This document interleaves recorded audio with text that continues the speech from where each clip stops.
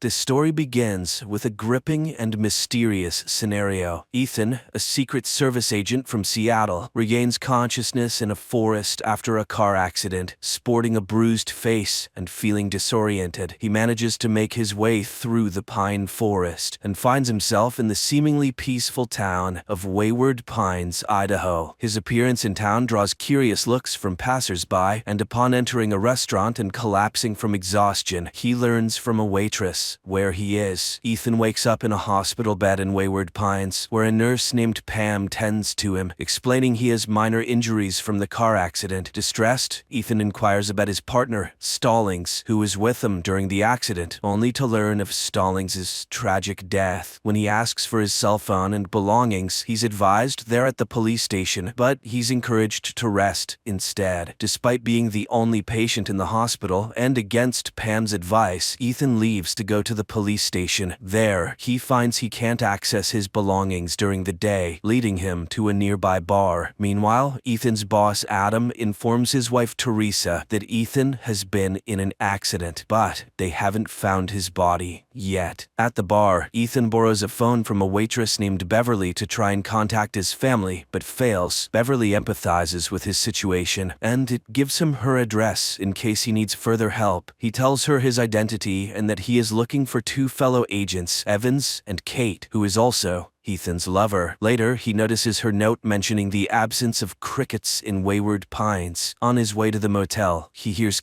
cricket sounds, but they are coming from a hidden speaker. The next morning, unable to pay for his hotel, Ethan visits Beverly's address only to find an abandoned cabin with the decaying body of Evans inside. Returning to the police station, he encounters an indifferent Sheriff Arnold who denies having Ethan's belongings and is unresponsive about the body. Ethan's attempts to make phone calls again prove fruitless. Back at the bar, Ethan finds a new operator and Beverly's mysterious absence. After an argument, Ethan is knocked unconscious. He wakes up in the hospital once more, this time restrained. Dr. Jenkins, a psychiatrist, insists on performing surgery due to a supposed blood clot. Despite Ethan's protests, injected with a sedative, he's left in the operating room. Surprisingly, Beverly rescues him, and together they knock out Pam and they escape the hospital. They reach a secluded wooden house where Beverly shares her own experience. She reveals she arrived in Wayward Pines in 1999, searching for an escape for a year. She also tells him she and Evans tried to escape, but he was killed. As Ethan falls under the sedative, he tells her it is actually 2014 now. Ethan wakes to find Beverly gone. Adam and investigators in Seattle are puzzled by the lack of evidence indicating Ethan's presence in the car during the accident. Meanwhile, in Wayward Pines, Ethan spots Kate, the other missing agent, at a nearby party. She appears older than he remembers, and Ethan cautiously follows her to a house that she enters with a man named Harold. When Ethan confronts Kate, she denies knowing him and warns him about the town's extensive surveillance with cameras and hidden microphones. Shockingly, she reveals she has been living in Wayward Pines for 12 years, leaving Ethan bewildered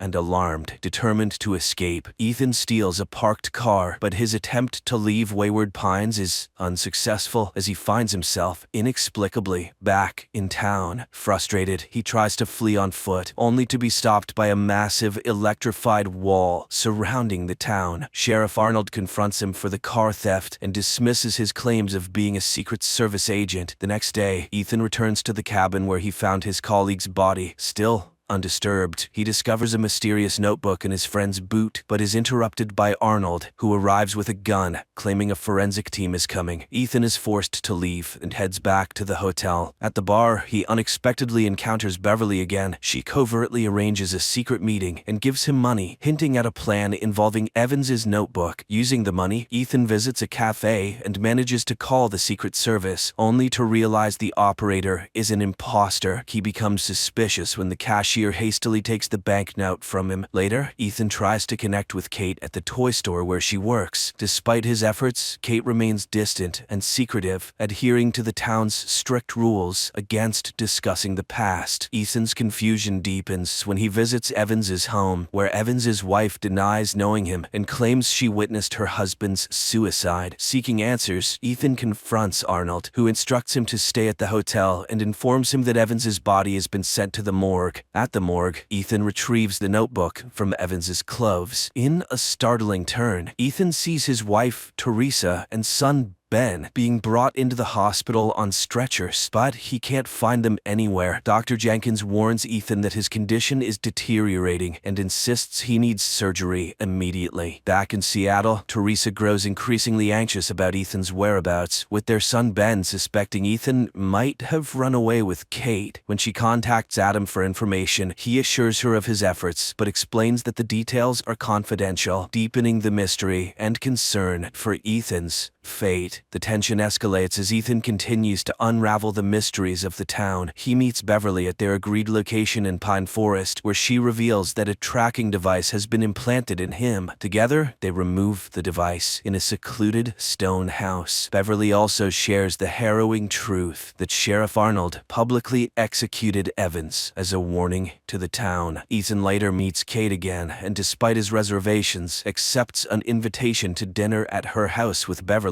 Anticipating surveillance, he cleverly leaves the tracking chip on his hotel bed and sets out to find a package hidden in the Pine Forest, as indicated by a map inside Evans's belongings. After successfully retrieving the package, Ethan observes Arnold firing a gunshot from a distance at Kate's house. While Beverly nervously remains at the dining table, Ethan searches the bathroom for surveillance devices. Beverly inadvertently mentions her daughter, a violation of the town's strict rules. Realizing her mistake, she excuses herself, leading to a tense situation as all the phones in the town ring simultaneously, signaling their exposure. Ethan and Beverly hastily leave, evading the crowd, now alerted to their actions. In the cemetery, Ethan instructs Beverly to retrieve the agent's package while he draws the crowd away. However, Beverly is captured by the townspeople. Ethan, hiding in a nearby house, witnesses a chilling scene where Beverly is dragged onto a stage before an excited crowd. Arnold incites the crowd to punish Beverly for her attempt to escape, and she is brutally executed in front of the onlookers, including Ethan. Meanwhile, Ethan's wife Teresa and their son Ben travel to Idaho to investigate Ethan's disappearance. They arrive at the Secret Service field headquarters in Boise, Idaho, where Ethan was last reported. While there, Teresa uncovers a lead to Wayward Pines. As Teresa and Ben near the town, they are pulled over by Sheriff Pope, who sabotages their car under the guise of fixing an oil leak. The following morning, Ethan stumbles upon a truck loaded with supplies, indicating a connection to the outside world. He hides in the truck's cargo hold, eventually emerging in a well-lit warehouse filled with workers and abandoned vehicles, including one that belongs to his wife, Teresa. Inside Teresa's car, he discovers personal items belonging to her and Ben, adding to his desperation and confusion about his family's whereabouts and safety. The plot takes a dramatic turn as Ethan's situation grows increasingly mysterious. As Ethan explores the warehouse, Sheriff Arnold suddenly appears, attacking him with a sedative. Ethan loses consciousness and later wakes up in a hospital bed. The nurse there informs him that his wife Teresa and son Ben have been brought to Wayward Pines and are now living in Beverly's former house. Despite his disbelief, Ethan goes to visit his family, feeling a mix of relief and apprehension about their safety in the town. He cautions Teresa against wandering or communicating with anyone, even over the phone. Aware of the town's oppressive surveillance, Ethan then confronts Arnold and Nurse Pam at the police station, demanding to know why his family was brought to Wayward Pines. Arnold insists it's for their happiness, but Ethan, unconvinced and furious, presses for more answers. Their heated exchange is interrupted by a mysterious phone call, hinting that Arnold is merely a pawn in a larger scheme controlled by an unknown mastermind. Outside the police station, Ethan encounters Dr. Jenkins, who advises him to abandon any thoughts of escape. Ethan, however, firmly states he doesn't belong in Wayward Pines. Seeking more insight, Ethan meets with Kate in the Pine Forest, away from the prying eyes of surveillance cameras. However, Ben follows his father and witnesses the meeting, prompting him to rush home and inform Teresa. Kate explains to Ethan that after spending 12 years in Wayward Pines, she has resigned herself to the town's rules as the only means of survival. Upon returning home, Ethan is shocked to find his family missing, with only Teresa's wedding ring left behind. Frantically searching for them, he discovers them near the isolation wall, where Arnold is threatening them with a gun. In a tense confrontation, Ethan struggles with Arnold, and Ben intervenes by hitting Arnold with a car. As Arnold lays dying, he cryptically warns Ethan that the truth is far worse than he can imagine. Ethan, taking the key to the isolation wall, opens the gate, only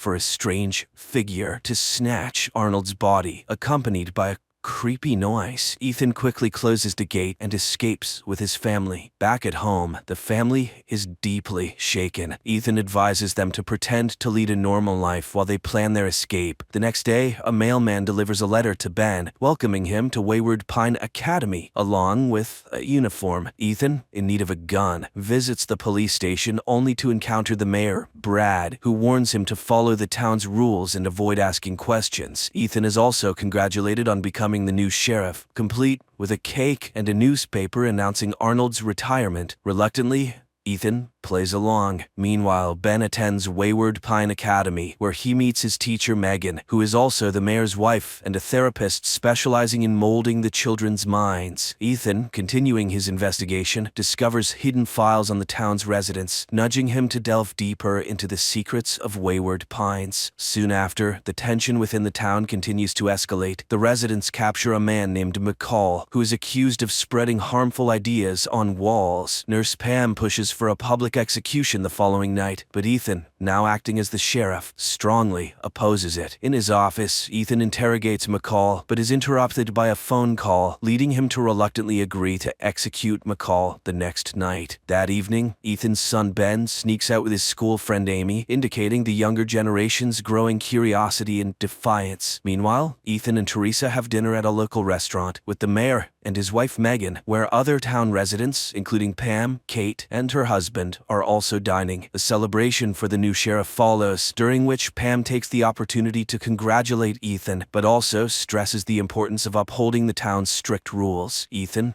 feeling the weight of his new role, publicly declares his commitment to rooting out true evil in Wayward Pines. After the dinner, Ethan asks Teresa to return home, while he attempts to secretly help McCall escape from the cell. However, McCall suggests they head towards the isolation wall instead. At a cliff near the wall, McCall reflects on its purpose, whether it's meant to keep the residents in, or something from the outside out. In a moment of desperation, McCall embraces Ethan and then runs into the electrified wall, sacrificing himself in a bid for freedom. Teresa, meanwhile, receives a letter stating she can now work at the Wayward Pines Realty Associates, McCall's previous workplace. Ethan, determined to leave Wayward Pines, packs weapons and successfully climbs the cliff. However, he soon realizes he's being watched by a strange figure. As night falls, a dark shadow attacks him, injuring his arm. Despite firing his gun, Ethan is unable to fend off the swift creature. The next morning, Ethan prepares to navigate the pine forest, hoping to find help from the nearest city. In the town, Ben finds his new school unsettlingly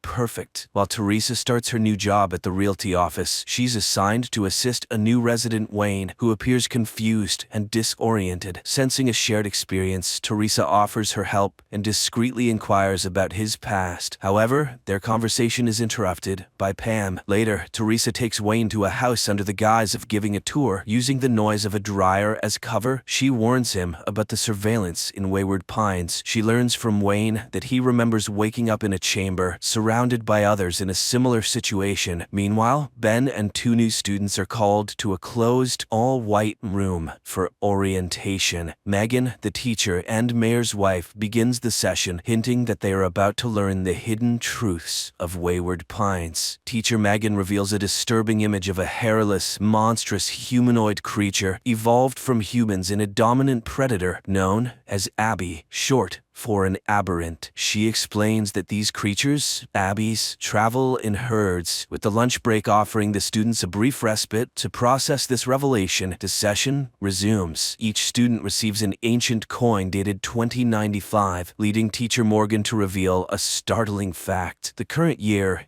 is not 2014, as they believed, but 40 28. She explains that their supposed accidents were actually deliberate selections to bring them to Wayward Pines. The residents, including the students, have been in hibernation chambers for over 2 millennia, chosen by the program's creator, David, who Megan says is always watching over them, though they will never meet him. Ethan, feeling a constant sense of surveillance, ventures into the woods. He cleverly uses an animal carcass to mask his scent and observes the Abbeys. His journey through the pine forest leads him to the ruins of human civilization, confirming teacher Megan's revelations. Unexpectedly, he encounters a helicopter and meets Dr. Jenkins, who reveals himself as David, the architect of Wayward Pines. David urges Ethan to return to town promptly. My friends, the continuation of the story is now on the screen in front of you.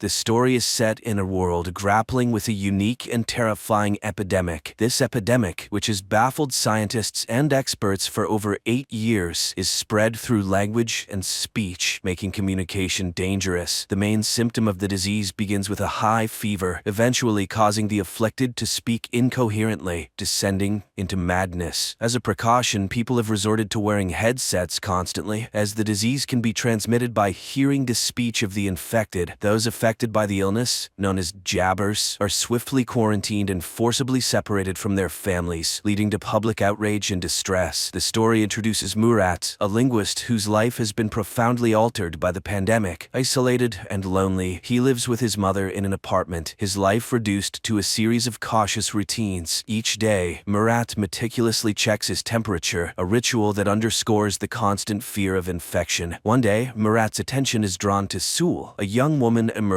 in a book at a bus stop. Time seems to stand still as Murat is captivated by her presence. However, the moment is broken when she notices his prolonged gaze. Realizing he's been staring, Murat awkwardly shouts that no bus is coming and quickly departs, heading back home. The narrative continues as Murat, despite his reluctance, leaves his home to buy soap for his mother. While at the supermarket, he encounters an old woman who suddenly turns around and speaks incoherently, a clear sign of being a jabber.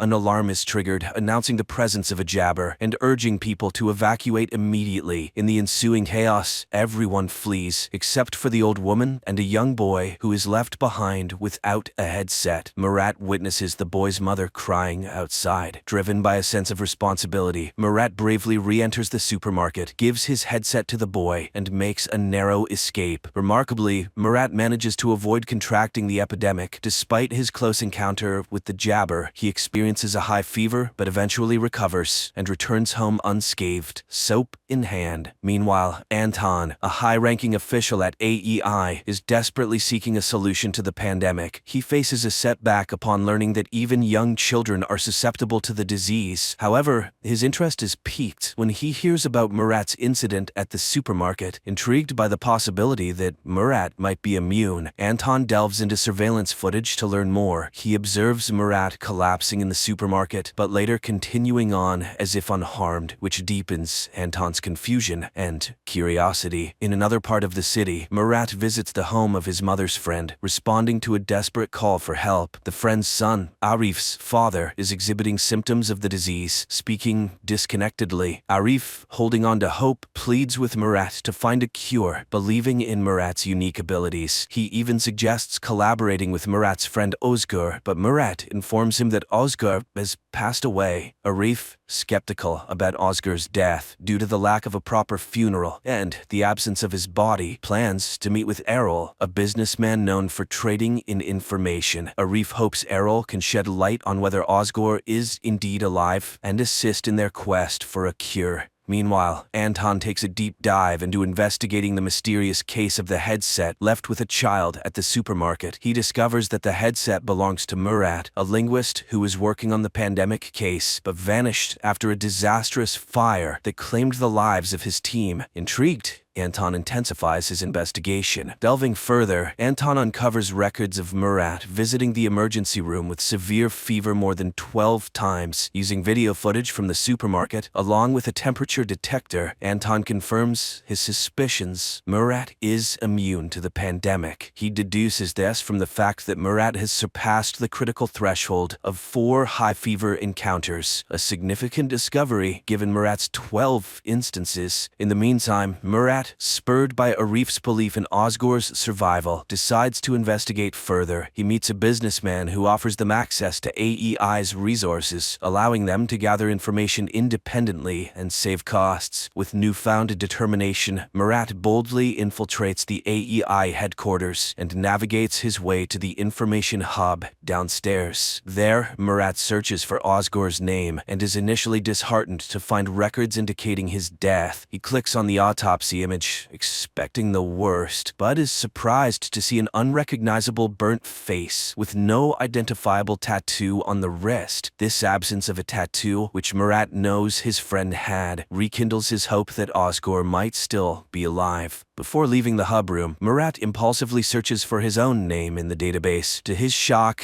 and dismay, he discovers video footage of himself from the supermarket incident. Realizing the potential danger of this discovery, Murat hastily exits the room, unable to delete the record. His escape is filled with anxiety and urgency, knowing that his presence in the AEI database could have unforeseen and dangerous consequences. Soon after, Anton, fueled by his significant discovery regarding Murat's immunity to the pandemic, eagerly approaches his superior to share his findings. However, his excitement quickly turns to frustration when his superior dismisses his claims, cautioning against spreading unverified rumors. Frustrated by this response and determined to pursue the matter further, Anton decides to take matters into his own hands. He acquires the address of Murat and his mother's home, although under a false name, and sets out with his men to capture Murat. Upon arriving at the destination, they find Murat's mother answering the door, mistakenly assuming it might be her son. However, the AEI forces swiftly invade the home, scattering throughout the house and the apartment complex. They strategically position themselves, lying in wait for Murat's return to spring their trap.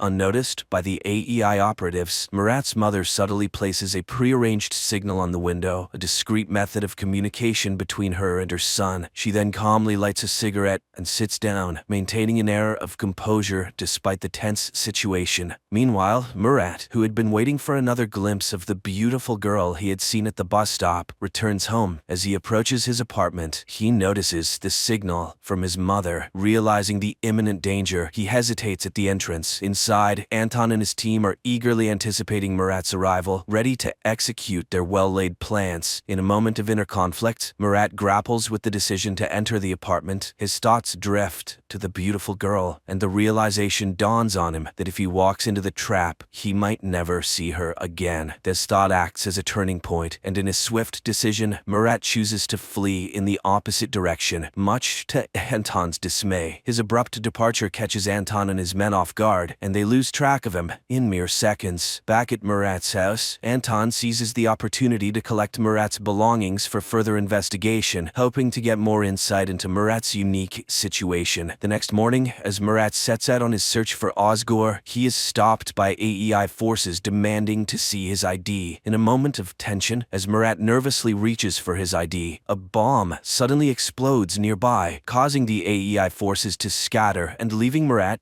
unattended. Seizing the moment, Murat heads to a location where he believes he might find Ozgor. However, his hopes are dashed when he discovers Ozgor is not there. Speaking with the man who made Ozgor's distinctive tattoo, Murat learns that since Ozgor's death, others have been imitating the tattoo, diminishing his chances of finding Ozgor. Meanwhile, Anton meticulously reviews tape recordings overnight and stumbles upon a recording of Murat claiming that he is incapable of jabbering, even if he wanted to. This revelation prompts Anton to rush to AEI to share his findings with a colleague. However, Upon his arrival, Anton is informed that his boss Fazil is waiting for him. In a confrontational meeting, Fazil sternly instructs him to withdraw from the case. During this time, Murat finds comfort in a conversation with an old man who offers him a drink. As they share this moment, the old man tries to alleviate Murat's guilt over his wife's tragic death, which occurred after she was affected by the pandemic. He reassures Murat that it wasn't his fault. Murat listens in silence, eventually sharing his plans to venture into Zone 6 in his relentless search for Ozgur. Soon, Murat seeks the help of Erol, a man introduced to him by Arif. Erol is known for his willingness to do anything for money, and Murat needs him to create a false ID. They arrange to meet the following day. Afterward, Murat visits Arif's house, where he expresses his determination to find Ozgur and their shared goal of discovering a cure for the epidemic. Before he leaves, Arif's grandmother generously gives him some money, while his mother, having no cash, gives him her necklace as a token of support. However, their movements do not go unnoticed. One of Anton's men spots Murat and promptly informs Anton, who instructs his team to tail him discreetly. The next day, Murat meets Erol as planned to collect his forged ID. Just as they complete the transaction, Erol receives an alert that AEI forces are closing in on their location. In a frantic rush, they escape, successfully evading Anton and his team, who later search the warehouse to no avail. With his new fake ID in hand, Murat heads to the subway station, bound for the less monitored Zone 6. He smoothly passes the initial security checkpoint using the fake ID. However, his sense of safety is short-lived, as a security guard becomes suspicious upon recognizing Murat's face from wanted posters in the subway. In a coincidental twist, Sul, who Murat has been longing to see again, suddenly appears in front of him. To his astonishment and delight, she kisses him right there in the subway, creating a moment of confusion for the pursuing security guard. This unexpected encounter leaves Murat feeling ecstatic. Holding hands, they continue their journey on the subway, embarking on a path filled with uncertainty, yet united in their unexpected connection.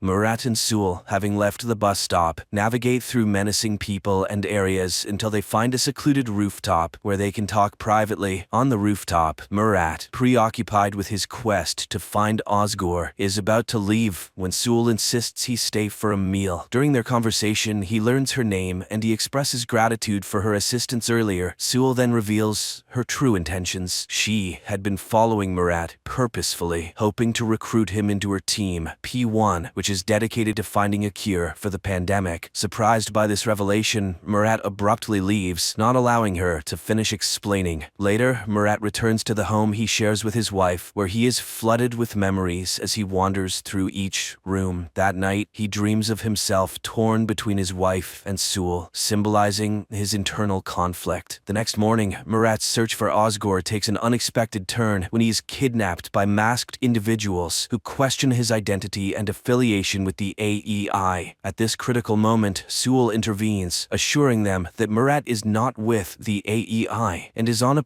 personal mission. Murat convinces them of his intentions, and they agree to share information if they cross paths with Ozgur. Sul then brings Murat to his studio where she works, and after apologizing for the earlier misunderstanding, she hosts a podcast. In the broadcast, she discusses the AEI's cruel practices, relating them to the unjust death of her boyfriend, and concludes by emphasizing the importance of finding a cure to end the crisis. Meanwhile, Anton retreats to his house, where his wife and son are quarantined in the basement due to the pandemic. While there, Anton senses he is being watched. Upon investigating, he finds no one, unaware that Fazil's right-hand agent is covertly observing him from a hiding spot. Somewhere else, Murat and Sul's journey through the pandemic-stricken streets of the city continues. While walking downtown, Murat demonstrates his unusual resistance to the pandemic by briefly removing his headset near Jabbers, showcasing how his skull heats up without experiencing the usual symptoms. This unique ability intrigues Sul, who sees potential in Murat's immunity. That night, Murat stays at the studio with Sewell, and upon waking up the next morning, he finds himself surrounded by the team Sewell had mentioned. The team members introduce themselves and request Murat's assistance. Initially hesitant, Murat warms up to the idea when Sewell assures him that joining the team could aid in his quest to find Osgore. As part of their ongoing search for Osgore, Murat and Sewell come across a hotel displaying the symbol that Murat associates with Osgore. They decide to investigate by entering the hotel and seeking an audience with the hotel's boss. However, their encounter quickly turns dangerous. In a moment of quick thinking, Murat leverages his past experience and knowledge of recording voices to offer the boss a rare tape. This move impresses the boss, diffusing the tension and earning them a chance to sit and talk. As Murat and Sewell are about to explain their quest for Osgore, their conversation is interrupted by a lady entering the room to deliver an item and collect payment. After she leaves, the boss encourages them to continue. Murat and Sewell reveal their search for the person associated with the symbol they possess. To their surprise, the boss informs them that the lady who just left was the one who brought the symbol to the hotel. Reacting quickly, Murat and Sewell rush outside to catch the lady, but they are too late. She drives away, showing no interest in engaging with them. This missed opportunity leaves Murat and Sewell with more questions than answers as they continue their journey in the uncertain and dangerous world. My friends,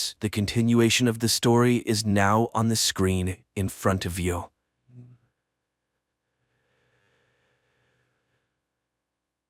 Turid Sayer, together with her teenage sons, Magne and Lauritz, returned to the Norwegian city of Edda after many years of absence. At the entrance to the city, their car gets stuck behind an old man in an electric wheelchair who is trying to turn right.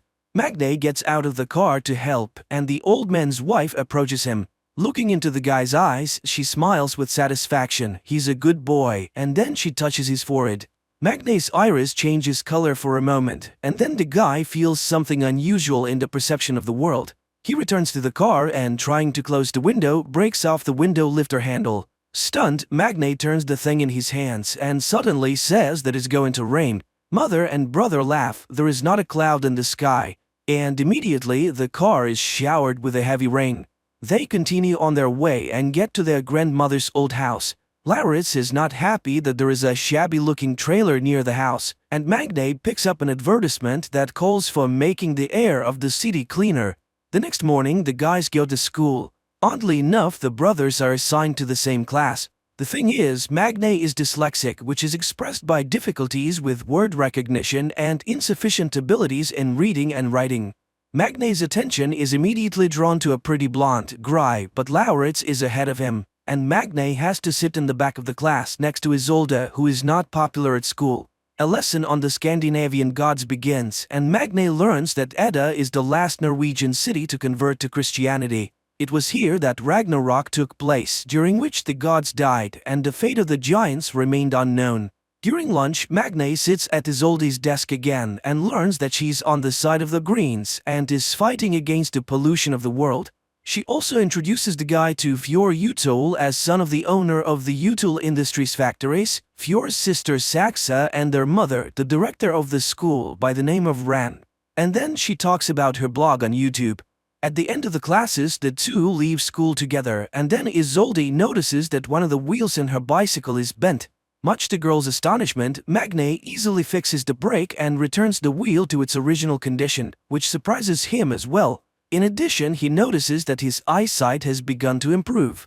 The next day, he, Isolde, and Gry get a general assignment in sociology and begin to study democracy. Magne suggests studying the topic by using their town as an example. At this moment, he sees his mother, who has come to talk to the director. The women discuss boy's progress at school and recall the tragedy that happened many years ago when the boy's father died under mysterious circumstances. Later, the mother notices that Magne is not wearing any glasses and does not understand how this can be. But she's distracted by Vidar Utul's car. It turns out that she and Vidar have known each other for a long time.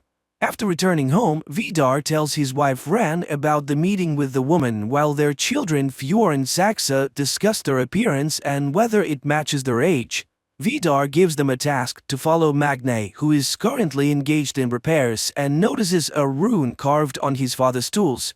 Later, the guy visits Isolde's page and looks through her materials about the strange death of the fish in the fjord. The next day, the girl invites him to her place and reminds him that he no longer needs glasses. While choosing water in the store, she explains to Magne that he can't drink tap water in Edda, and the store clerk suddenly warns the guy about the danger of the vernal equinox. In Isolde's house, the guy finds out that the history teacher, Erich, is the girl's father. At dinner, she invites him to go with her to the mountain as she monitors the speed at which the glacier is melting. They can go down by paragliding. The girl asks her father questions about her mother's death, but he keeps silent. Magne shares his memories of his father, and sweeping the girl's diary off the table, finds out that she has been hopelessly in love with Saxa for a long time. The next day, he tells his classmates about the upcoming hike in the mountains, while Fjord invites everyone to a party at his house. Returning home, Magne finds his mother repairing the fence, and his attention is drawn to his father's sledgehammer marked with the rune. The next day, Magne and Isolde go to the mountains. Soon they reach a blocked bridge, but Magne resolutely steps over the warning sign. Suddenly, the boy gets a text that his mother is unwell. He hurries to the city and Isolde goes on alone. Meanwhile, Vidar's car is driving along the mountain road. Stopping on the side of the road, Vidar goes outside, undresses, and starts hunting deer grazing on the mountain. With one blow, he kills the animal and rips out its heart. Meanwhile, Isolde reaches the glacier and sees her marks. She takes water samples and then notices the thawed entrance to the cave and photographs it. Once inside, she finds a door blocking the entrance to the depth of the cave. Standing over the fjord, Vidar eats the raw heart of the deer and emits a heart-rending cry, which frightens Isolde. Upon reaching home, Magne discovers that his mother is absolutely fine and, angry at his brother's stupid joke, goes outside. He sees Isolde paragliding down the mountain. Suddenly, the paraglider starts drifting towards electric wires. The guy hurries to the crash site and finds the girl's lifeless body. Vidar also arrives and tries to help her and then calls for an ambulance. But nothing can be done anymore. Returning home, Magne throws away his glasses and sees the sledgehammer. The distraught guy throws the hammer and it disappears into the clouds, which are instantly covered with lightning. After everything that happened, Magne is taking the death of her friend hard and decides never to wear glasses again. The classmates ask a lot of questions about the girl's death, but he can't say anything definite. He enters the classroom and sits down at the desk whose second half is covered with flowers and burning candles. Ren makes an announcement that there will be no history class today, but suddenly Isolde's father enters the classroom. He cannot stay at home alone. The man asks the school not to cancel the vernal equinox holiday because Isolde would be against such a decision. Later, the police announce that the girl's death was caused by a thunderstorm strike to the dome of the paraglider. But Magne objects. Everything happened before his eyes, and there was no thunderstorm at that time. Nevertheless, the case is being closed. On the same day, Vidar asks Stuart to get the insurance money for his car, which was smashed by some madman. And he sends the woman photos in which Stuart recognizes the sledgehammer. She hurries home to ask Magne questions, but he himself is shocked by such an accusation. The guy calculates how far he threw the hammer, 1,537 meters. But this is impossible. Magne buys a new sledgehammer and throws it in a deserted place late at night. And then he calculates the distance, 541 meters, which is several times higher than the world's record for hammer throwing. Meanwhile, Vidar examines the sledgehammer while Ran speaks about the experiences of the school children who sincerely mourn the dead girl. And then the husband suddenly admits that he killed Isolde because she found the entrance to the cave. The woman gets angry. They agreed not to touch the children, but since it happened, they need to find Isolde's lost phone. At school, Gry and Magne continue to work on the project together and listen to a warning not to blame the destruction of the planet only on the rich. Later at home, sorting out his mother's things, Lauritz finds an old blouse. Magne invites Gry to work at his house, which leads to a heartfelt conversation about Magne's past. Meanwhile, Turid notices Erich in the store looking lost. She expresses sympathy and the man is grateful to her for it. Lauritz finds Magne watching the weather forecast. Magne insists that there was no thunderstorm the day Isolde died, and then he admits that it was he who threw the sledgehammer into Vidar's car. But his brother doesn't believe it. The celebration of the vernal equinox begins at school. The classmates show Saxa a photo of an improvised altar at the site of Isolde's death, while Vidar inspects this area in search of the girl's phone. He notices that Magne is visiting the place too. At school, everyone is shocked by the sight of Lauritz, who came to the evening in his mother's blouse and with makeup. The headmistress opens the evening and offers a moment of silence for Isolde. Saxa sings a song about her native land, which is interrupted by the appearance of Magne. Later, Lauritz advises his brother to forget about Gry because Fjord is already hitting on her. Later, Lauritz starts hitting on Yakutu. Then the headmistress takes the two boys away. Magne sits down with Gry, but Fjord invites the girl to a dance, and the guy has nothing to do but sit and watch. Watching them, he crushes the bottle in his hand and it shatters into small pieces. He goes to the men's room where he meets Oscar, whose mother is a police officer, and he blurts out that the girl died from hitting a rock. At this time, hot dancing begins in the hall, and Magne sees the headmistress surrounded by boys. Fjord puts on his music and he and Saxa begin a strange sensual dance to which Lauritz joins.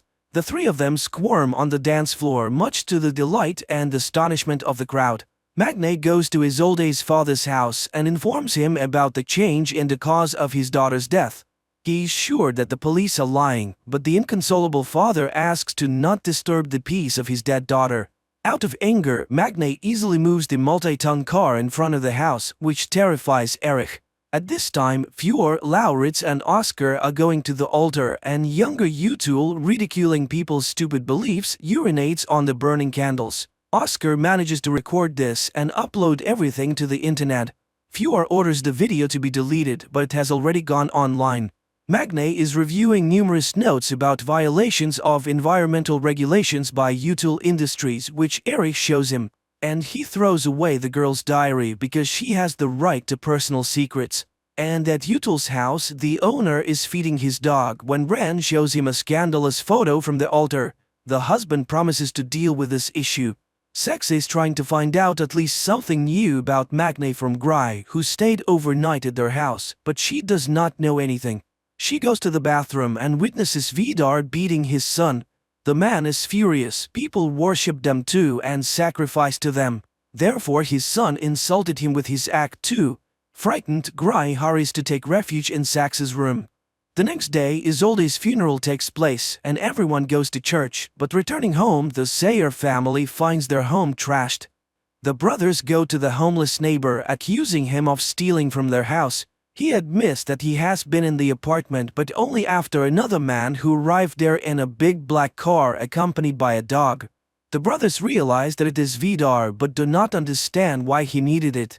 Later, Magne goes to see a therapist. He feels that everything has changed around him but does not find an explanation for this. He talks about the robbery and accuses the police of inaction, and the therapist tells Ren about the session. Back home, Magne tells his mother about the conversation with the neighbor and blames Vidar, but Turet says that it's absurd and does not want to hear anything about it, especially since Erich has arrived. He hands Isolde's laptop to Magne because his computer is already failing. The guy searches the computer and finds data on changes in natural conditions in the vicinity of Edda. The same evening, Ren tells her husband about the therapy session. She is furious. Not only did Vidar break into Magne's house, but the guy's neighbor saw him. And now everyone can find out about this inexplicable case. The next day, Gry confesses to Fjord that she saw the beating, and it shocked her. But he changes the topic of the conversation. The girl agrees to ride with him, but Lauritz and Saxa are also in the car. Meanwhile, Magne is talking to a police representative again. He knows for sure that there was no wind that day, but the woman objects. He said that he got to the city in half an hour and no one can do that. The young people are driving along a mountain road and Fjord puts on a song in the ancient Icelandic language, which is surprising to Gry. Suddenly, a bird breaks against the windshield of the car. Saxa and Fjord come out to look at it. The sister reminds them of the need to learn at least something about Magne and eats the bird. Puzzled by the officer's words, Magne goes to a deserted warehouse and starts jogging to see how fast he runs. He does a 100-meter dash in just 7 seconds. Meanwhile, Erich has given Isolde's jacket, which has traces of blood on it, and Vidar follows Magne and witnesses an accident in which the guy is hit by a snowplow. He joyfully announces to the family about Magne's death, who interfered with their affairs. Then Vidar confesses to the children that he killed Isolde because she found dangerous things hidden by them in the glacier. Ran reminds them of the danger they are exposed to by getting close to mortals. Meanwhile, the doctors at the hospital are perplexed. The guy who was hit by the snowplow has no injuries at all. Magne goes home, and he doesn't know that at this very moment the body of his deceased neighbor, who was a witness to the robbery of their house, was being brought to the morgue. At home, Turid thanks the gods for saving her child's life, and Magne makes another note: he is now also invulnerable. His sight and sense of smell also have improved. The next day, during the lesson, there is a skirmish when Magne blames the Utul plants for the emissions of harmful substances which caused the inhabitants of the fjord to die. Saxa resolutely defends her father. After the lesson, Magne asks the teacher to test the dried blood from Isolde's jacket. He is sure that there's someone else's blood on the clothes. At least they smell different. The woman is surprised by his sense of smell and agrees to run the test. Later, Gry asks him questions about the incident. He shows her the jacket and asks her to smell it, but the girl does not detect the difference at all. In the afternoon, a group of classmates goes to a cafe where Oscar breaks the news about Rand's behavior the previous evening, which he learned about from his friends. Saxa is outraged by the silly rumors and stirs the conversation towards Gry, who is still a virgin. This pisses Gry off, and she goes home, where she finds her father in front of a can of beer. The man is upset. The insurance company refused to pay him money for his sick lungs. No one sees the connection between the disease and the emissions from the Utul factories. Meanwhile, Vidar is raging in his house. No mortal could have survived. Who is this guy? To which Rand promises to find out everything very soon, since in the evening the brothers will come to them for dinner. Magne and Lauritz go to the Utul house, unaware that they are the only guests of the evening. They are seated at a chic table and are treated to alcoholic drinks. The hosts do not skimp on the drinks. Vidar pours Magne mead, the drink of the ancient gods. Feeling intoxicated, Magne begins to behave inappropriately, and throwing an axe at the target hanging on the wall simply breaks it. And then he confides in Ren about his new strength. The woman is surprised and offers to fight with her hands. The guy promises to defeat her and holds out his hand. They begin to fight, and Magne realizes that he cannot defeat the fragile-looking woman. They fight without restraining themselves, and at some point he suddenly sees the true appearance of an ancient monster hiding behind the guise of the beauty. At this moment, the table breaks down. Jumping up from behind the wreckage, Magne sees the woman in front of him again. He goes to the bathroom and, after washing his face, looks up at the mirror and suddenly sees the face of an ancient warrior staring back at him. Coming up next, a recap of the following episodes.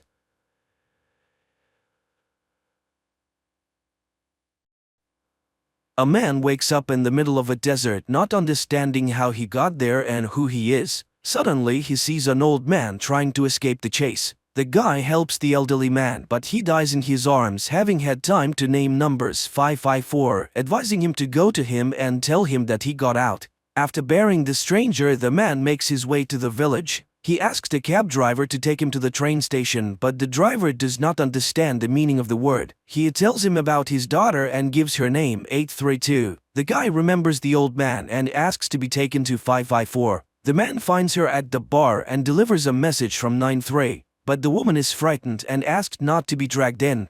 At this point, footsteps and a barking dog are heard outside, and the girl tells the man to run. He makes his way to the fire escape and sees a man in a white suit at the bottom, tossing a grenade in his hand. Then the man becomes dizzy, everything in front of him swims, and he wakes up in a hospital room where the man in the white suit calls him number 6. Later he declares that there is no New York, but that number 6 has always lived in the village, as his papers prove. Number 6 is taken to his house, but he looks around and goes to the street, where he sees cheerful, happy people. He buys a map of the village, but there is nothing marked outside. A woman doctor catches up with him on the street and tries to persuade the man not to look for a way out, while he looks at the ghostly towers of high-rise buildings on the horizon. Then he jumps into an empty cab by the curb and drives into the desert. But as he climbs the mountain, he sees only sand and rocks in the distance. The action rolls back to an evening in New York when Michael meets a girl in a bar. The next moment, the doctor finds him lying on the sand and takes him to the village. Waking up, number 6 tells him about the meeting at the bar, but he does not remember what happened next. After getting to the town, number 6 realizes that the numbers on the doors of the houses correspond to the names of their residents, and then he finds house 93. He searches the apartment not knowing what he's looking for. At that moment, number 2 enters, accompanied by a young man. Again, he convinces the man that there is nothing but the village, to which number 6 reasonably observes, if the old man has been followed, it means that he has learned something. Then number 6 can also get to the bottom of it. Number 6 goes to 554 again, and the girl confesses that the old man had drawings of his life before he died. Meanwhile, the cab driver and his wife receive an invitation to number 2's house, where he begins to question number 6, who at this time promises 554 that he will not come back if she tells him everything she knows. And the girl gives him a drawing of her dream in which number 6 recognizes the Statue of Liberty, which thrills the man. It means he's not crazy. And that means that there are others who dream of getting out of here. At this time, the leader of the village, number 2, goes to his wife's bedroom and puts pills in the insensitive woman's mouth. Just then, his son walks through the door, unable to understand number 6's confidence in the existence of another place. And number 6, meanwhile, comes to the cemetery and sees a grave prepared for 93. So the management is ready to fake his funeral to keep the rumors at bay. This is where the doctor finds him. Number 6 suggests that she lie down on the ground and look at the stars. There are millions of worlds out there. Is there really only one? And where do the names of great men come from in his memories? Number 6 tells of a girl in his memories whose name was Lucy. In the morning, number 6 goes to 554's bar but is delayed on the doorstep when an explosion is heard in the room. When he comes to, he finds 554, but the girl dies, having managed to pass on 93's advice to go to the towers. The man tries to get the doctor to make sense of what happened, but the woman is frightened to death and asks him not to make things worse. Number 6 goes to number 2's house, blames him for the woman's death and promises to find a way out. He runs toward the towers, but a huge white ball appears in front of him and the man faints. In his delirium, memories of a boy playing on the seashore flit before number 6. In reality, he sees a man who calls him his brother. Number 2 tries to persuade him to admit his kinship, but number 6 does not believe him, even when he shows him their childhood photographs and reminds him of the scar he suffered as a child. Number 2 convinces the man to see a psychiatrist. The brother takes number 6 to his house, where he's greeted joyfully by his nephews, and the brother's wife announces that she has cooked his favorite meals and invites him to watch the show they never missed together. Number 2's son watches his father feed his mother pills but hides, not wanting to give away his interest. Meanwhile, number 6 expresses to his brother that everything around him is fake. He does go to the psychiatrist and in the process he remembers Lucy. Then he tells her that he saw a seagull that lives by the water, and then it turns out that there are 2 doctors. Number 6 cuts the session short. Outside, his brother catches up with him, who has figured out how to get number 6's memory back. He takes him to the garage where the man is greeted enthusiastically by his co-workers. It turns out that number 6 is a bus driver. The man gets behind the wheel and takes a tour of the village while his brother acts as a guide, showing the local sights. Meanwhile, the psychiatrist reports to number 2. Number 6 is tormented by memories of another life which simply cannot be. And then the head of the village confesses that his wife has become like this because of him, and that his son, if he recognizes his real father, can abandon him. He demands to do everything to make number 6 believe in this reality.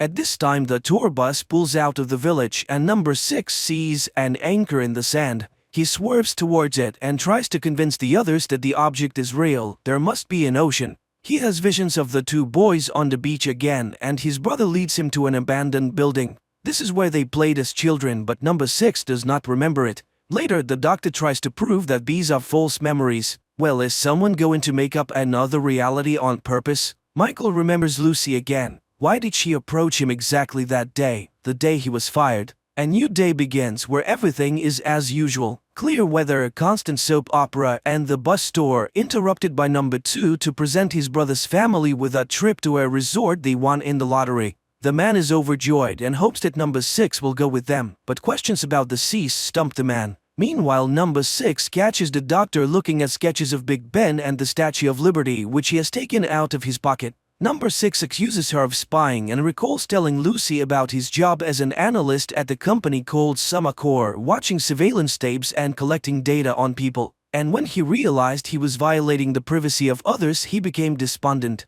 That night, number 2's son asks his father about his childhood because he cannot remember it. Number 2 advises him to put all doubts about his family aside, while number 6 has a dream about his brother entering the water, ignoring his cries. Later, he leads 313 to the ruins because he feels a strange connection to the place. And then, following his memories, he finds an old box with a note he wrote as a child. The doctor considers it proof that the village is real, but number 6 claims it is a trick, though he has his doubts. Michael has another flashback. He was explaining his reasons for leading Semaphore to Lucy when she suddenly admitted that she too worked for the firm. She told him that he shouldn't count on the stalking to stop after his dismissal. That same day, number 6 is stopped on the street by a woman on the tour bus. She once heard the sounds of the ocean in the desert. Together they drive to the desert, but no matter how much they walk across the sands, the woman can't find the place. Number 6's attention is distracted by a bus on its way to the resort. The man rushes to the village where his brother's family is waiting for him at the bus stop. When number 6 finally arrives, they decide to take the work bus to the resort. On the way, number 6 notices the towers and heads toward them. But images of despair flash before his inner eye when his brother is lost in the ocean. The man screams at the foot of the anchor. The vision changes. Number 6 is now tied to a pole, and number 2 puts a grenade in his mouth. There is an explosion, and number 6 regains consciousness to the screams of his brother, who begs him to pick himself up.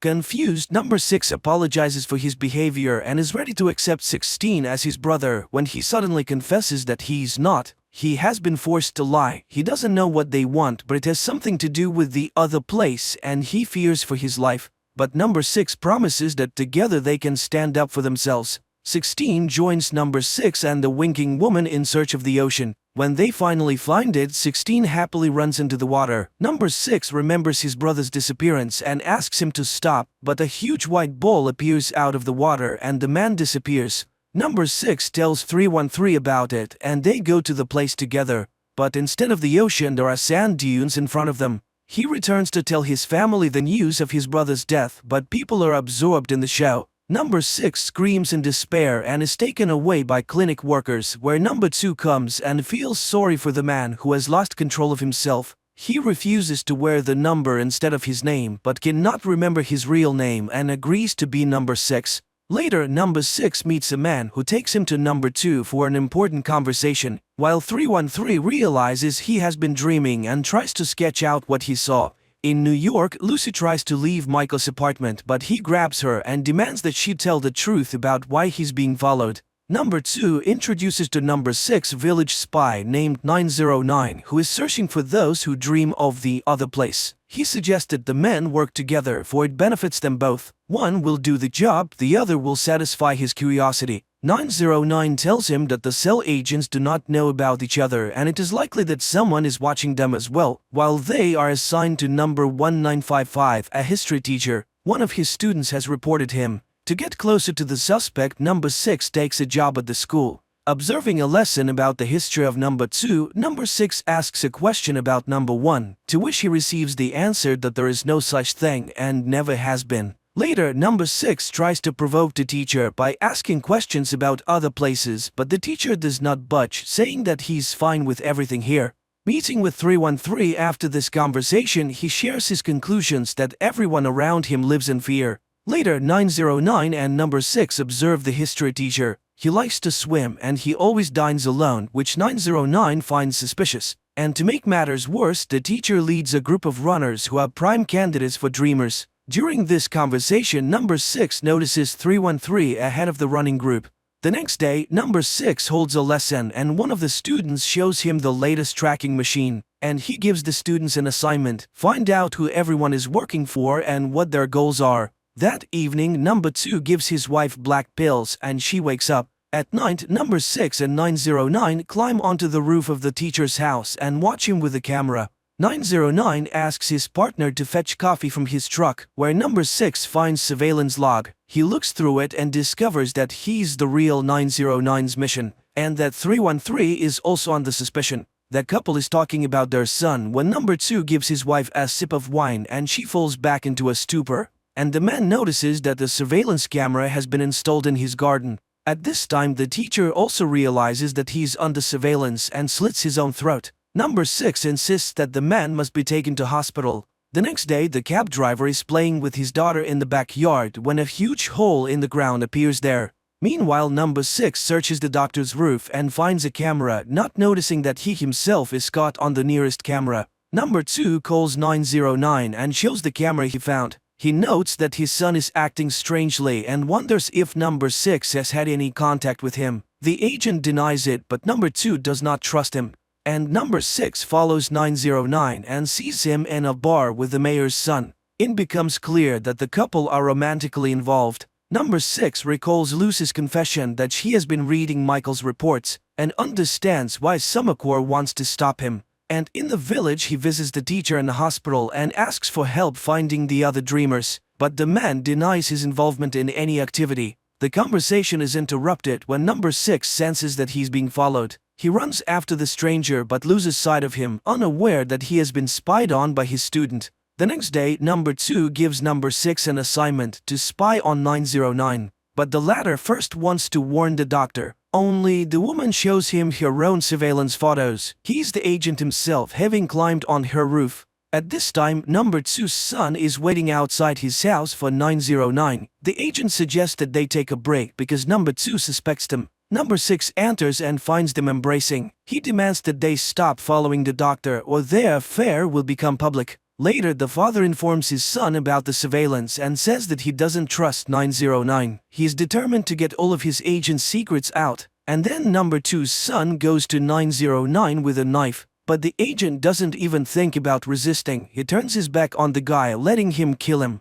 Meanwhile, number 6 runs to 313's house, but only sees her being driven away in a black van. He runs to 909 for help but finds him bleeding out. The agent asks number 6 to confirm that the dreams are true and dies upon hearing the confirmation. New York, Lucy tries to get Michael to admit why he quit his job, and suddenly she realizes he is already with those people. In the village, number 6 finds number 2's son in the bar and asks him to help find 313. Number 2's son sends him to the tunnels, a place inhabited by unmasked dreamers, passing the man off as sick 909. In the tunnels, number 6 finds his apprentice, who in turn helps him to find the doctor. But while they are looking for a way out, the white ball appears. Number 6 then wakes up in his apartment as the men in the white coats emerge from his door. Meanwhile, number 2 informs his son about the death of 909 and asks him to find up here. New York, Lucy says that she hears the name Curtis whispered on the decisions floor and insists that they go to Samacore immediately. Michael kicks her out. She writes down the number and asks him to call her if he changes his mind. In the garden of the palace, number 2 treats the student to ice cream and thanks her for stalking number 6. Then he exposes her for spying on him as well, so the girl has to go to therapy. At this time, number 6 wakes up to the voice of a woman announcing on TV that it's time for him to find a romantic couple. He goes to 313 and she explains that this is how all couples find each other. Meanwhile, a big hole in the ground is forming in number 2's yard, which he attributes to climate change. Number 6 goes to the Modern Love Bureau. At first skeptical, he is delighted when the system pairs him up with 415, a blind woman who looks just like Lucy in New York. In the meantime, number 2 has a conversation with the doctor. He knows that she's a dreamer and she will have to betray number 6 even though she loves him. And number 6 goes to see 415. The girl explains that her blindness is the result of childhood trauma. He tries to convince her that they have met before in another life and recalls how close they were in New York. Then the girl says she doesn't usually act so impulsively. And 415 agrees to go to number 6 apartment. The action jumps to different times. Number 6 does not understand where he is Michael and where he is in the village. He tries to prove to Lucy that they have met in a past life. The girl freaks out and leaves. The next morning, number 2 observes his son stealing samples of pills from the safe. The boy takes them to the clinic and asks 313 to determine their content. Later, the father warns his son that once he learns the truth about the holes and his mother, there will be no turning back. Meanwhile, number 6 and 313 visit the cab driver and his family. The cabbie shows them the hole in his backyard. While the adults are distracted by champagne, the little girl falls into the hole and disappears. The loudspeakers in the village announce that every house should have a pig to combat weather anomalies, as their breath is a proven atmospheric stabilizer. The hole in 147's yard is backfilled, after which number 6 goes to number 2, hoping to find out where the girl disappeared to. But he leads him to his pit and advises him to marry 415, or to jump into the pit and find out what's in there firsthand. That night, the doctor, under number 2's supervision, injects number 6 and 415 with a hormone drug that makes people fall in love. The next day, number 6 visits 415's father and he convinces him to think about marriage. In the evening, 313 meets number 2's son and reveals the ingredients in his mother's pills. One as strong sedative, another a hallucinogen, and another of unknown origin. In the meantime, number 6 tries to ease 147's family's suffering from a missing child, while the doctor finds herself in number 2's bedroom, where she sees number 2's wife sleeping. The man is interested in the possibility of reversing love. 313 speaks affirmatively, but she's against such a way of winning the man over. That night, 313 goes to number 6 and confesses her feelings as he falls asleep. People from the clinic arrive and take him away. The doctor injects him with the drug, but the man wakes up and number 2 confesses that they caused his love artificially. But the man disagrees with this statement. His love is real, and he intends to marry 415. New York, Lucy and Michael wake up together. Lucy feels that she's not being her usual self and tries to leave, but Michael offers to cook breakfast for her. The girl asks for oranges. The man's consciousness is double again. He proposes marriage to Lucy and 415, and both respond by saying yes. On their wedding day, the doctor shows up at the church to tell number 6 that his feelings for 415 will not last. When the bride arrives, 313 kisses number 6. Sensing this, 415 runs off into the desert. Number 6 catches up with her moments before the white ball attacks. The two women take turns flickering. Lucy convinces Michael that she needs to leave because she brings danger, and 415 is knocked down by the bright flash and the wave from the ball. Number 6 calls her Lucy and tells her about their meeting in New York. She tries to deny it but eventually agrees with what he says. Number 2 brings her to the village to break his heart. Distraught, number 6 comes to equally distraught 147, who wants to jump into another pit to find his daughter. Number 6 is trying to convince him not to, and while he restrains his friend, 415 jumps into the pit. At this moment, his apartment in New York explodes, which Michael, who was carrying Lucy the oranges, sees. Number 2's wife in New York opens her eyes. In New York, Michael tries to get into his apartment but is chased away. Lucy, in her recorded message, asks him to stay away from Summercore, but Michael rushes there. Distraught, number 6 screams at the palace gate, vowing to avenge the death of 415 without noticing his double looking at him from across the street. Later, number 2 finds his son in the bar. The son accuses his father of lying and demands to know where the village is, and he admits that he is in his mother's mind and that she did all this for him. Number 2 gives his son the key to the safe with the pills, offering him a day with his mother. 313 wakes up and finds number 6 sitting at her bedside. He recalls their kiss and reaches for her, but the woman asks him to stop. Number 6 leaves. The next day, number 6 comes to see her at the clinic. He mourns the death of 415 and tries to find out what is in the hole. 313 wonders why he didn't worry about it last night. Confused, number 6 claims he never went to her house. And when he goes outside, he discovers that he got into a fight with the cab driver yesterday. Confused, number 6 returns home. His apartment is in ruins, a receipt from a grocery store is on the floor, and the words "see you later" are written on the mirror. New York, Michael's pass is already deactivated, but he convinces the security guard to let him go down to the basement for a new one. Number 6 goes to the store and he learns that he bought a knife here yesterday. He tries to convince 147 that his previous fight was with an imposter, and then he sees his double. He rushes out in pursuit and catches up with him, but the doppelganger knocks number 6 to the floor and puts a knife to his throat. He demands to kill number 2, who is responsible for the death of 415. Then he stabs him in the face and disappears. Number 2 prepares to leave the palace and finds number 6 breaking through his bodyguards to warn him of the appearance of the double who is going to kill him. But number 2 begins to behave strangely. He refuses to go in his car and goes for a walk in the village on foot, throwing off his suit. Meanwhile, number 2's son sees a message with a warning about the appearance of his father's double and wakes up his mother. Number 2 meanwhile walks into a store and asks for cigarettes. The salesman reluctantly hands him a cigarette, then smokes with him, but after he leaves, the man calls the clinic. Mother and son are having lunch, during which the boy pokes his mother for information about other places.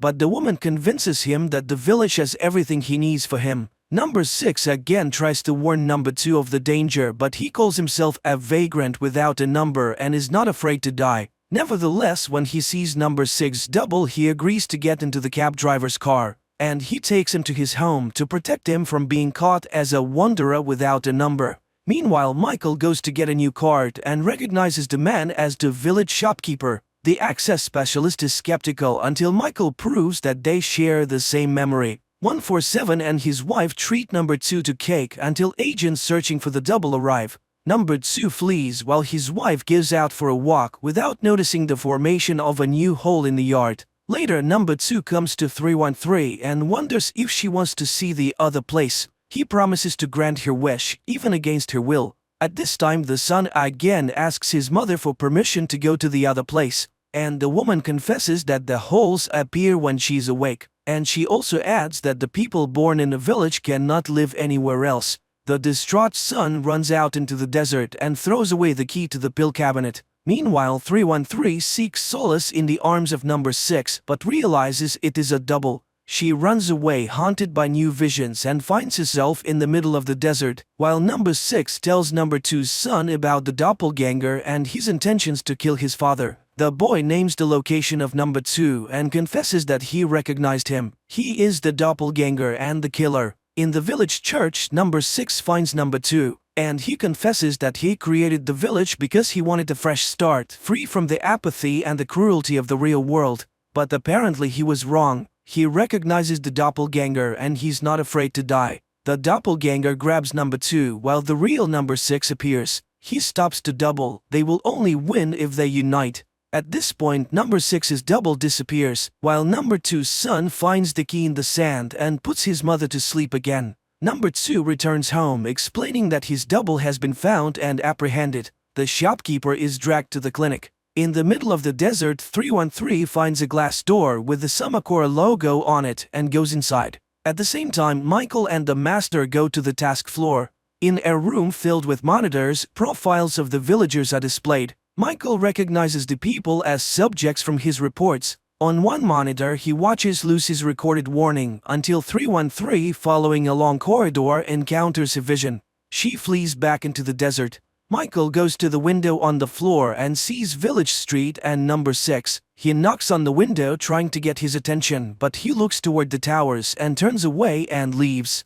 Meanwhile, new residents arrive in the village who cannot answer where they come from. And at Summacor, the winking woman from the tour bus informs Michael that a car is waiting to take him to Mr. Curtis. In the village, number 6 receives a summons to the clinic, where he shares with 313 his concerns. The village is expanding. Apparently, number 2 is up to something. At that moment, the doctor receives his test results and is frightened. At the same time, looking around the village, number 2 tells his son that all of this is his inheritance. Their conversation is interrupted by number 6, who wants to know exactly why he's now certified to die. Number 2 replies that he has exhausted all means to convince him to live peacefully in the village or not to live at all. In the meantime, 313 continues to be haunted by visions from another life, but number 2 warns that she must not let the girl from the other place control her.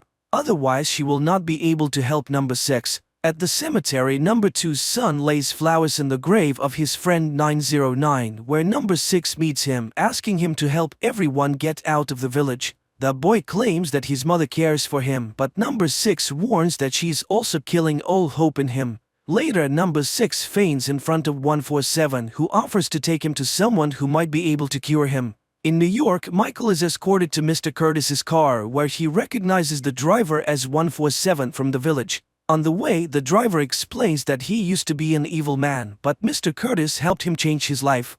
In the village, 147 takes number 6 to the village prophet, and he tells him that the deliverance is coming, they just have to wait. But number 6 has no intention of giving up.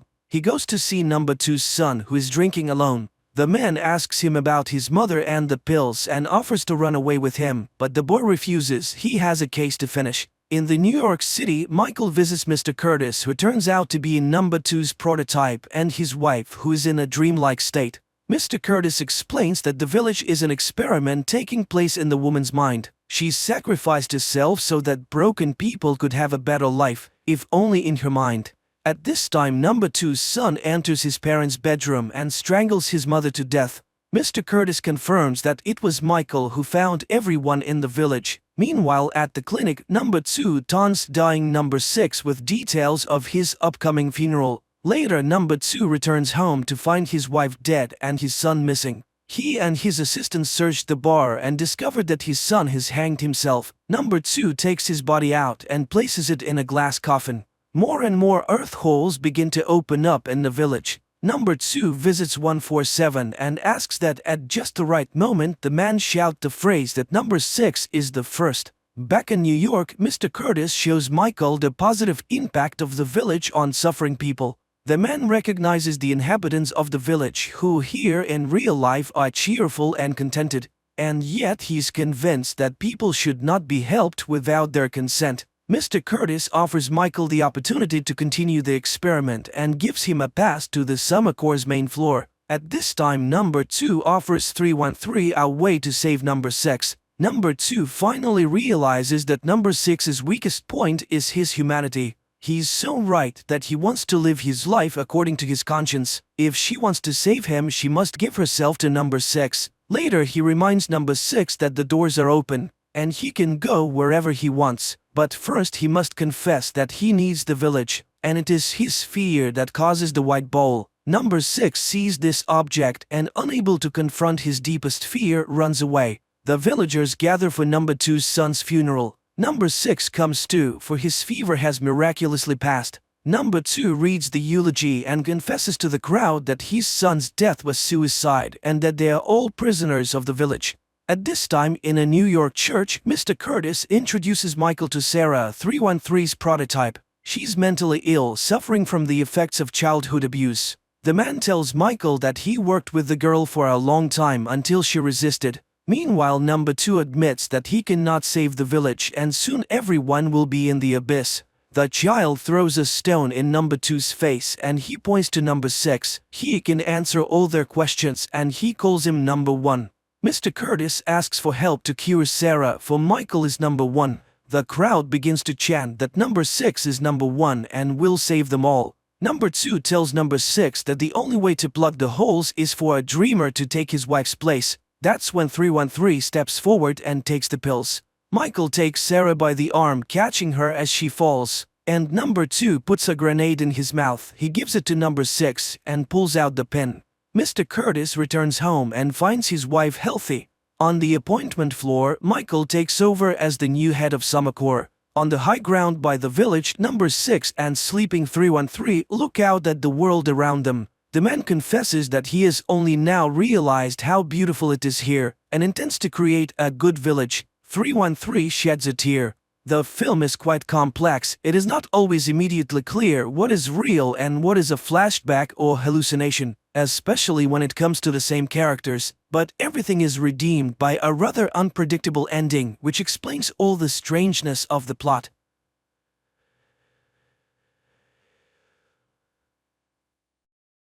In the future, a time comes when women are offered a unique opportunity to conceive and give birth to a child using mobile artificial wombs in the form of eggs. Don't say a Bob. Say a baby. You're completely tuned to the odd. Near future scenario. A young woman wakes up in her apartment. Her home AI immediately activates the coffee maker and informs Rachel of the good news about the improvement in her digestive health. It suggests an appropriate outfit for the day and reminds her of her visit to the capsule center. Rachel wakes up her husband, Elvie, to wish him a good morning and say goodbye before heading to work. The AI now advises Elvie on his outfit for the day and informs him that his happiness index has slightly increased. He receives a prepared breakfast and heads to the home greenhouse.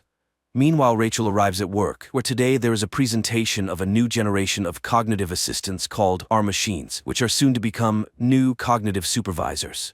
After the meeting, Rachel is invited by her supervisor, who is concerned about the possibility of her expanding her family, as they intend to offer her a promotion. Additionally, the corporation is willing to provide funding for the services of the Uterus Center, which Rachel appreciates. Following this, Rachel continues her workday when she receives a call from the uterus. There have been changes in their lists, and a spot has opened up which the center can offer her. They schedule a visit, and Rachel settles into a relaxing chair, dreaming about her future child. During this time, her husband conducts a class in the botanical garden, where he shows students a fig fruit that he managed to grow naturally. He offers the young people a taste, but they view the fruit with disgust. Finally, one brave soul tries it. Meanwhile, Rachel shares the joyful news with her colleague and friend Alice and confesses that she hasn't told her husband about her visit to the center. Because of this, she has to consult her robot psychoanalyst, to whom she admits that her husband is very distant from her, as he is fixated on the natural world, which translates into his desire to have a child conceived, carried, and born naturally. The AI seeks an answer to the question of why this child would be considered natural, while one gestated in a capsule would not. What distinguishes them? And Rachel is at a loss, unable to find the differences. Later, she and her friend go out for lunch, and while inhaling the pleasant aromas, Rachel agrees that she should talk to her husband about everything. She finds her husband watching a relaxing program, and he talks about his day. Elvie is disheartened by the fact that the younger generation doesn't know how to interact with nature because no one taught them. At some point, people decided that nature was just a commodity, and that's when everything began to fall apart. The next day, Rachel goes to the Uterus Center, where she and others discuss how, when the birth rate dropped to zero, their newly established center took on the task of solving the problem. Women didn't want to have children because it was inconvenient for them. The center wants them to live full lives and pursue their dreams without being distracted by children. The director of the center, Linda, welcomes the gathering and is ready to share the latest technological advancements. Humans have always managed to control nature, so why shouldn't women take control of childbirth? Linda gives a tour of the center, showing the capsule developed by scientists in which the baby grows. If parents don't have time to interact, they can always play music, audiobooks, or educational podcasts for the baby. Through an app, they can feed the child and monitor its development. One significant advantage is that children in the capsule are not exposed to viruses or toxins. The capsules operate autonomously for 48 hours. The fetus inside can hear everything happening around, so it's advisable for the mother to talk to the baby. After the discussion, Linda reminds Rachel of the need to make a deposit, but Rachel intends to talk to her husband first. Upon returning home, she confesses her intention to Elvie to have a child with the help of the Uterus Center, which upsets him. Not only did she make such an important decision on her own, but she also went to the center without him. Rachel apologizes, and the couple reconciles. Rachel suggests to Elvie that they talk to Alice and her husband, and the family goes to visit them. Alice enthusiastically discusses the opportunity for women to have a child without experiencing pain, suffering, or body changes. Meanwhile, her husband demonstrates a special belt for carrying the egg capsule, to which Elvie looks quite skeptical. He categorically refuses to hold the capsule. At home, he can't shake the feeling that the egg is made of plastic. Rachel assures him that the child will perceive it as a real maternal womb, but Elvie remains unwavering. It's hard for him to accept that the child will be packaged in plastic. The wife suggests that he visit her robot psychotherapist. Although he initially takes offense at this advice, he eventually decides to go. However, after listening to the AI's advice, the man realizes that they completely misunderstand each other. Upon returning home and discussing the evolution that led humanity to grow children in capsules, he agrees to his wife's proposal because he understands how important it is to her. The next day they go to the center, and although now a child can be made from any material, Rachel announces that Elvie will be the biological father. She allows nature to determine the child's gender. Linda leads them to a room where on a large screen, future parents can witness the moment of conception. Later, they are brought a container with a fertilized zygote so they can admire it. The couple later informs Rachel's parents about the upcoming event. Rachel's father suggests that Elvie sell his countryside house since they never go there, but the man vehemently opposes the idea. While the capsule remains at the center, the future parents continue their usual lives. The day comes when the program connects Rachel to the capsule, and even though nothing can be heard from inside yet, she starts selecting music for the baby. At one point, she tries to see the baby, but she is told that it is kept in complete darkness until 7 weeks. Then one of the capsules sends a signal. It's time for birth. Even though everything is programmed, the baby doesn't always arrive at the appointed time. Soon Rachel starts having strange dreams, which she confides to her psychoanalyst, but the AI convinces her that dreams are unreliable material for analysis. After 6 weeks of pregnancy, when the baby's heartbeat is detectable, Linda allows them to take the capsule home. For the first time, she shows them the baby. On that day, Rachel prepares the kids' room, and Elvie brings an olive tree sapling. However, his wife suggests replacing it with a hologram, and the offended husband takes the tree away, promising to plant it in their countryside house, which Rachel once again suggests selling. She just doesn't understand why they should go somewhere when they have everything for a good life here, but Elvie refuses to raise the child among plastic. The next day, Rachel meets a pregnant woman in the pool who allows her to listen to her baby's movements, filling her with delight. In the evening, she moves the capsule to their bedroom because they want to spend as much time as possible with the future child. However, Elvie feels uncomfortable with intimacy while the baby is present, so they move the capsule to baby's room. It immediately signals hunger, and the parents rush to feed their offspring. Sometime later, they go on a tour to the center to prepare for parenting.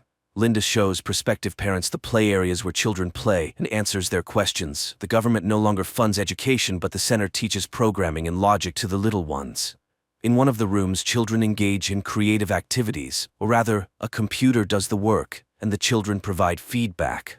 One of the parents asked about the dreams the children have, but Linda reassures him. Dreams are excluded from the fetal development program because they do not carry any useful information. One day, Elvie is in his greenhouse when he hears the capsule's signal. He feeds the baby, but then decides to communicate with it, while Rachel receives a warning about her declining productivity. Her husband is trying on the capsule holder and takes pride in his success. Now he carries the capsule with him, reading books to the baby, posing riddles, showing his plants, and falling asleep beside it. At work, he suggests to the visitors to hug a tree and experience its calming effect on the human mind. His supervisor congratulates him on the upcoming joyful event and suggests replacing the live plants in the greenhouse with holographic images, as growing real trees is too expensive, but Elvie becomes furious and rejects the proposal. At home, the family watches a movie about penguins, and the man starts crying when he learns about the dedication of the birds. Worried, Rachel suggests returning the capsule to the center, as other parents do. That's when Elvie reveals that he brought the capsule to work. Rachel shares this with her colleagues. She is concerned about her husband's close interaction with the egg. However, the women encourage her to be happy about it. After all, the father is immediately bonding with the future child. Rachel continues to have strange dreams, and her pregnant friend reassures her that it's normal for expectant mothers. One day, Rachel dreams of herself with a baby bump, and she enjoys it. The woman also begins to devote all her attention to the capsule, especially after Elvie's mother sent them an old book about the benefits of parental closeness. But this starts to worry Rachel, and the couple goes to a psychoanalyst. Finding a balance is challenging because everything revolves around the child. Rachel is jealous of Elvie because he spends more time with the baby than she does. After all, she is the mother and should feel the baby. After listening to their argument, the AI asks for permission to connect to the capsule because it cannot take sides. The next day, Rachel takes the capsule to work. However, she behaves distractedly, giving the baby too much attention. Alice suggests placing the egg in a specially designated area where other future mothers' capsules are stored because Rachel is becoming a distracting mother. Alice's capsule is kept at the center because it's more convenient for her. In the evening, Rachel, taking the capsule, hurries to the center for a parenting seminar, after which Linda suggests leaving the baby in the incubation area. The family reluctantly complies with the demand. The house becomes empty, and both the husband and wife miss their capsule. One day, Rachel dreams of a seaside where she walks with the baby in her arms. She wakes up in tears and moves Elvie's little tree to the kids' room, surprising her husband. Meanwhile, at work, her boss is not entirely satisfied with her productivity, but Rachel assures her that everything is fine. Later, Linda informs them that the delivery day will be next Wednesday, as deliveries now occur on the 39th week. They can't afford babies being born earlier or later, as the capsules are in high demand. Parents must receive oxytocin, the love hormone, to prepare for the baby's arrival. However, the family shocks the director with a request to allow them to take the capsule home before delivery, even though it goes against the rules. Moreover, important personality development seminars are held every day. Linda suggests they take special tablets to regulate the baby's sleep, which greatly helps parents. The couple leaves, passing through protesting women against the capsules. Suddenly, Elvie returns and, taking advantage of the midwife being occupied with another patient, retrieves his capsule without permission. That night, Rachel dreams that she is buying her baby at a store, and they offer her a deal, 2 for the price of 1. Upon waking up, she wakes her husband and asks him to take her to their countryside home to give birth in nature. Elvie rushes to the center and informs Linda that they intend to give birth at home. However, the director is strongly against it. The capsule is very expensive and they cannot take risks, so they must return the egg as soon as possible. Nevertheless, the family leaves for their coastal home. Rachel enjoys the surrounding nature, starting to understand her husband. They walk in the forest together and plant an olive tree. They often sit by the sea with the capsule until one night it turns off. In a panic, Rachel suggests calling the center, but her husband reminds her that they still have 48 hours and they must trust the child.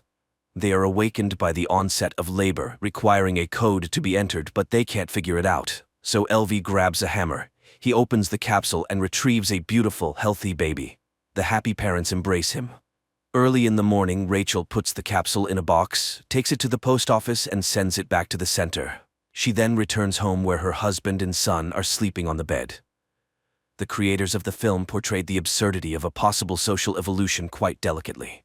Nothing terrible happened. People just became so lazy that they forgot about the joys of life.